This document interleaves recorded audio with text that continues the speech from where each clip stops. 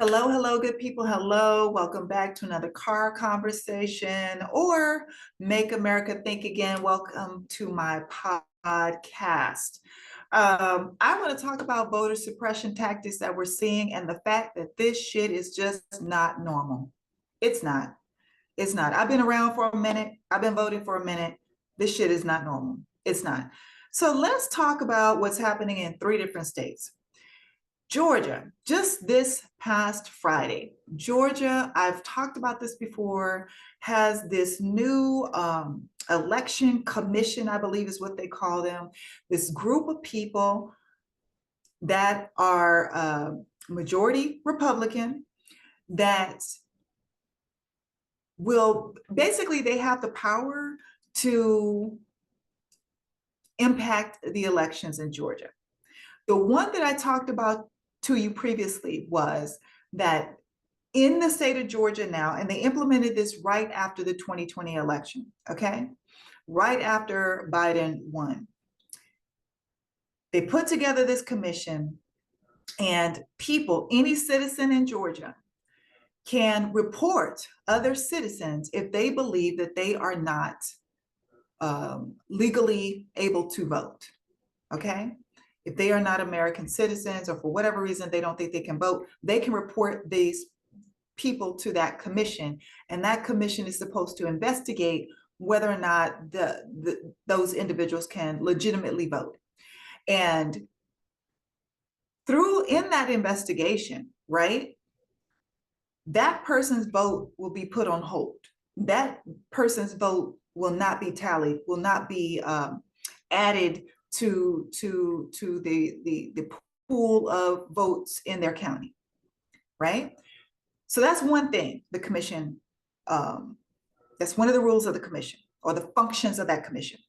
Now, what we learned this week, another rule or function of that commission is that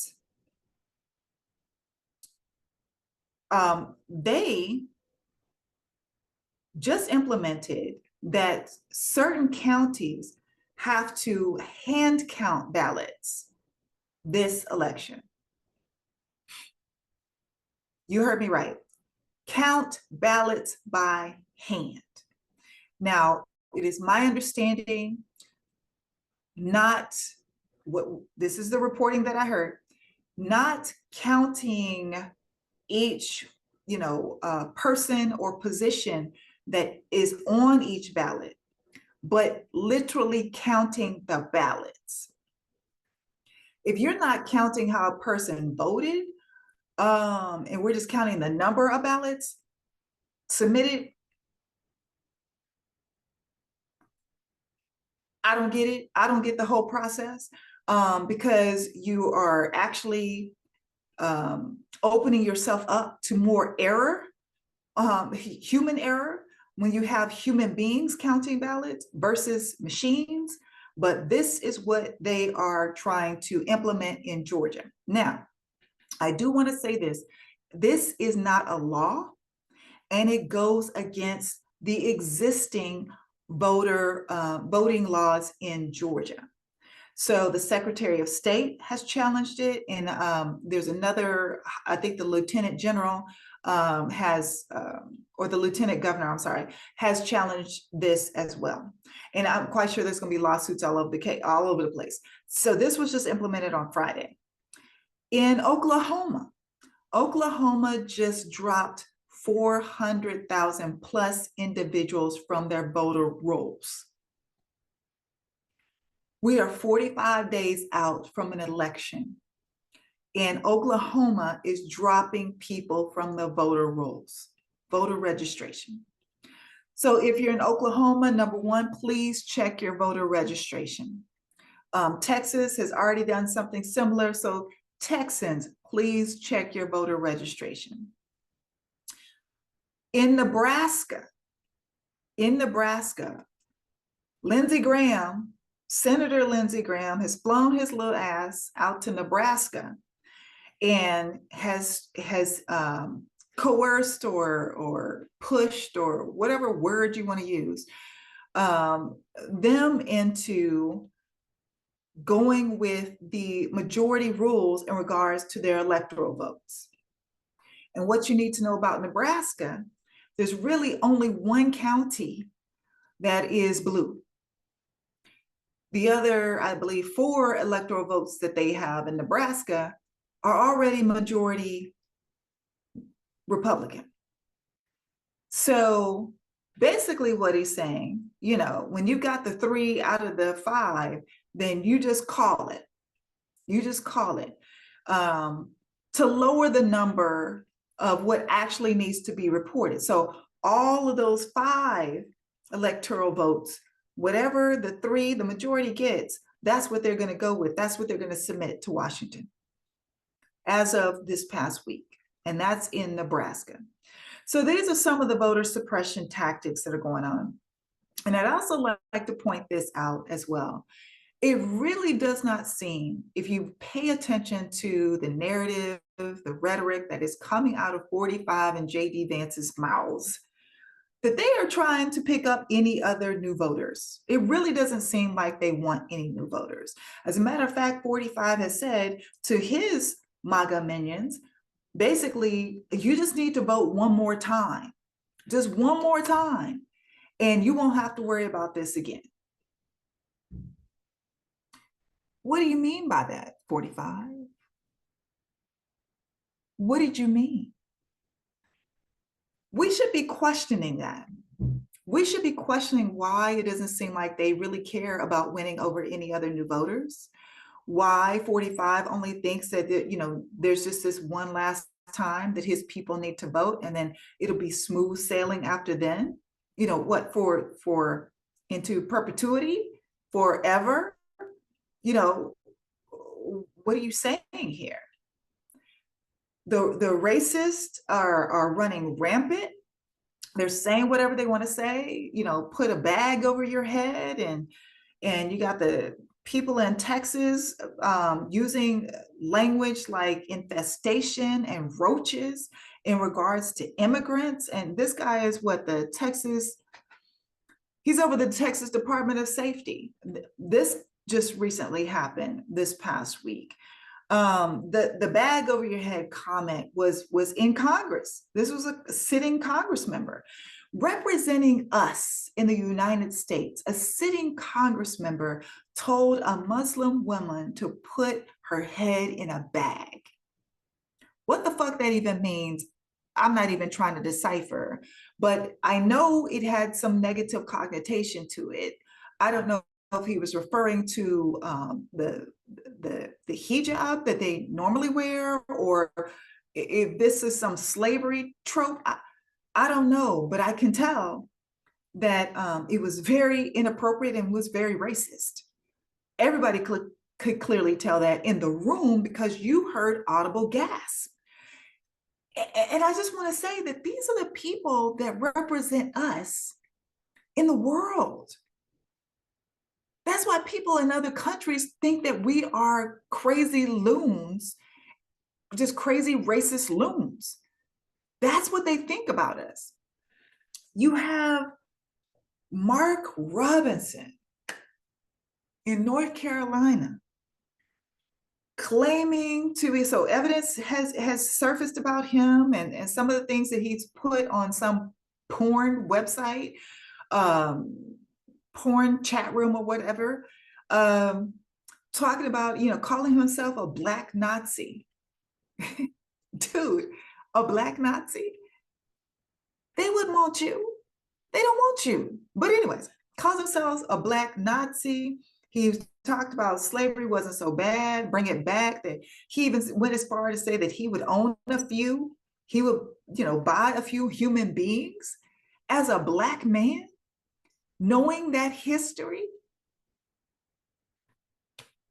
He talked about women, you wouldn't have got pregnant if you would have kept your skirt down. It's time to start just killing some folks. Like the craziest things that you can imagine have come out of this individual's mouth. And my first question is like, let me not leave out this fact also. So apparently way back when he was writing this stuff, he also would go and hang out and sit around and eat pizza.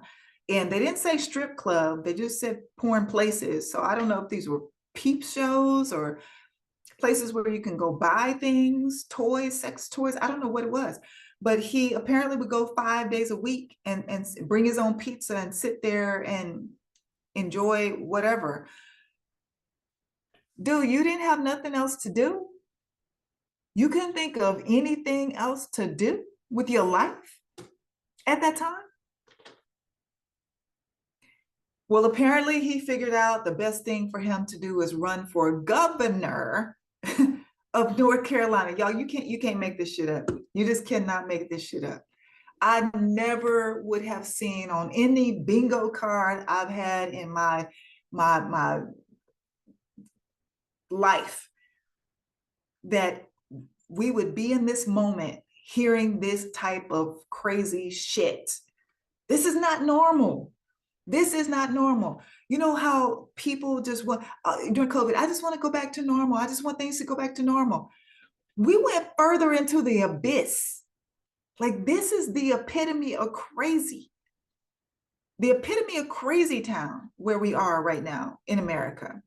So this guy would go and sit and eat the pizzas. And I just like, what happened to you, dude?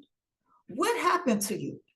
What happened to you to the point to where you think that proximity to whiteness, like saying the most outlandish, the most racist things, would get you close enough into the good graces of white, racist, hateful people and make you think that you would be safe?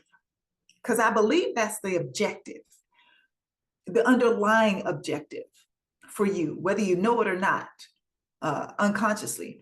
But what happened to you to make you think that this was the route to go? It must have been some really bad shit. That's all I can say. We've had 12 days of discussion about immigrants eating pets in America.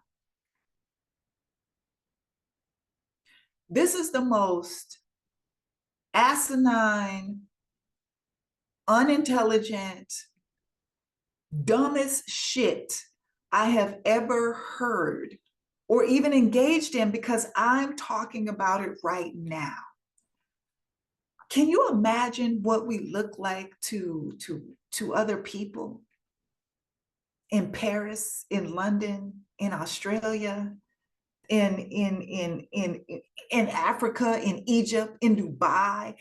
What do we sound like and look like to these people when we have sat and talked about people eating dogs and cats in America for 12 days? This is insane. And it's just stupid. It's stupid. But you have Republican candidates continuing to perpetuate this narrative because some of you out there are afraid of your freaking shadow, that anything they throw in front of you, you want to latch on to the next thing to be fearful about. And now today it is somebody's gonna come eat your cat. Don't nobody want your fucking cat. Just like we didn't want your babies in 2020. Nobody wants that shit.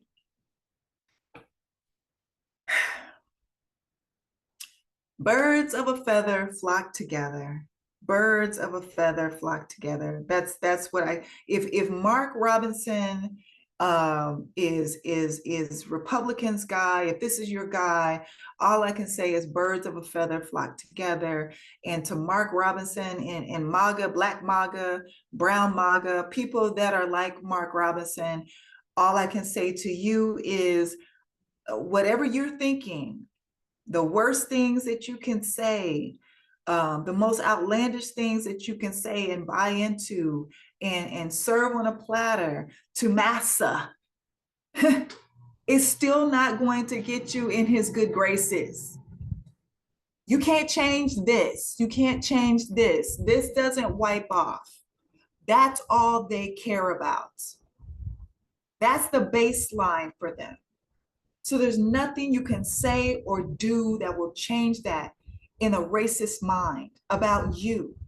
The only thing it does is put you in first position to receive the wrath of them when they decide to unleash it, because you're in closest proximity. Y'all better ask Tim Scott. Y'all better have a closed door meeting, Mark Robinson, and ask Tim Scott. Where has gotten Tim Scott? Ask him